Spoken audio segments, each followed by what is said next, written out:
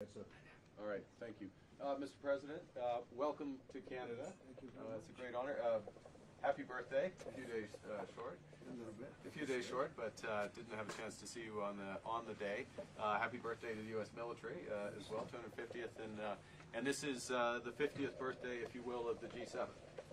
This marks the 50th birthday of the G7, and the G7 is nothing without U.S. leadership, and your personal leadership of the United States, many issues. Geopolitics, economic, technology, and working hand in hand with the United States, Canada and the United States, and the other G7 partners with your leadership. I'm very much looking forward to the meeting and grateful to have you. Thank you very much, Mark. I appreciate it, and we've developed a very good relationship, and we're going to be talking about trade and many other things.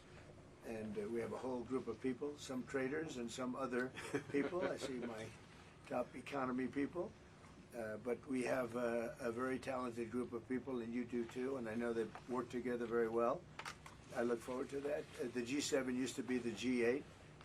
Barack Obama and a person named Trudeau didn't want to have Russia in, and I would say that that was a mistake, because I think you wouldn't have a war right now if you had Russia in, and you wouldn't have a war right now if Trump were president 4 years ago, but it didn't work out that way. But it used to be the G8. And now it's, I guess, what's that, 9 years ago, 8 years ago, it switched over.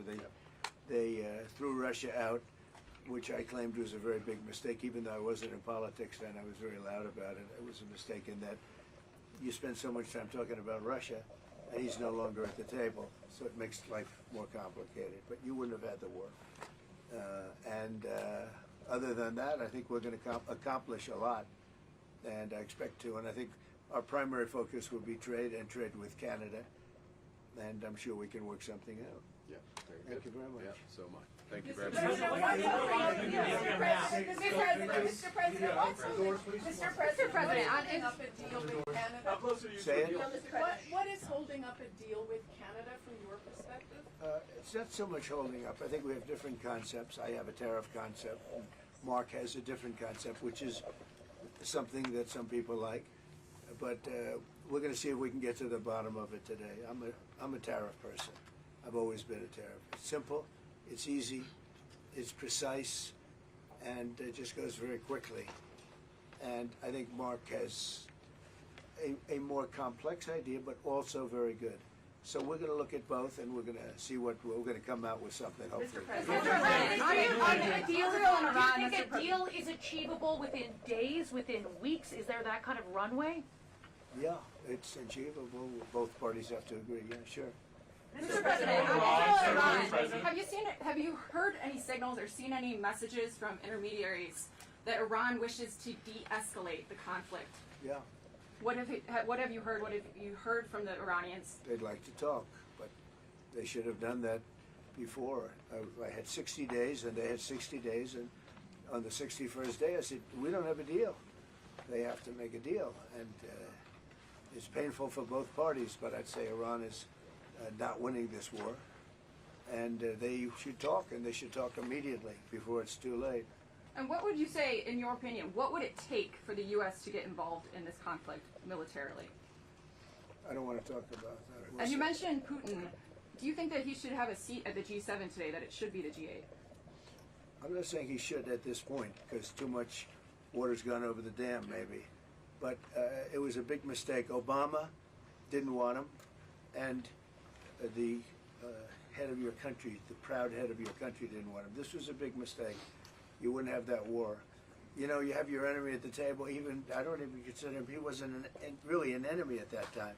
There was no concept. If I were president, this war would have never happened. But likewise, if he were a member of what was called the G8 at that time, it was always the G8, you wouldn't have a war right now. Why not? What material support and what intelligence support are you providing Israel?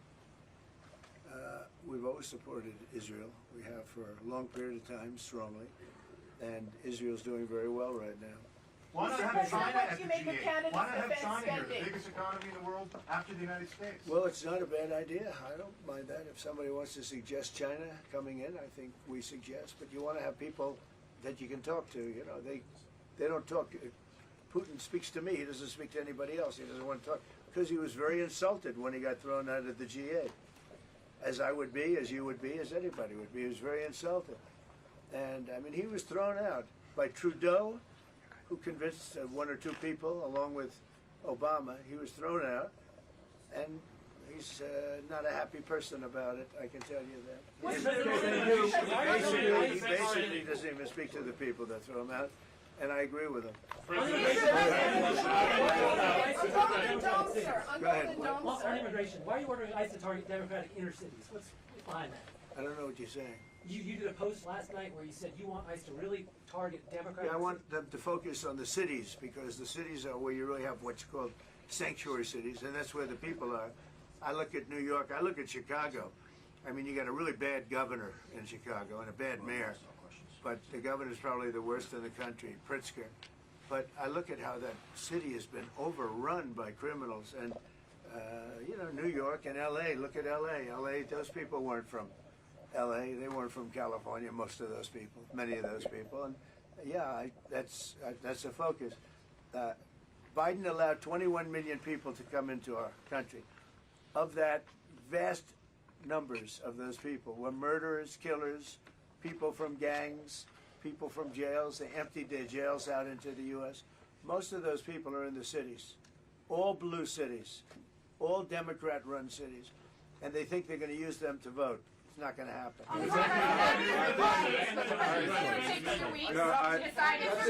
That's it. Thank you. If you don't mind, I'm going to exercise my role, if you will, as G7 chair, since we have a few more minutes with the president and his team, and then we actually have to start the meeting to address some of these big issues. So, Thank you. Thank you, media. Let's go. Thank you. That's it. That's it. Thank you very much. Out. Go, guys. Out. Thank you. Katie, let's go. Out. They don't want to do it.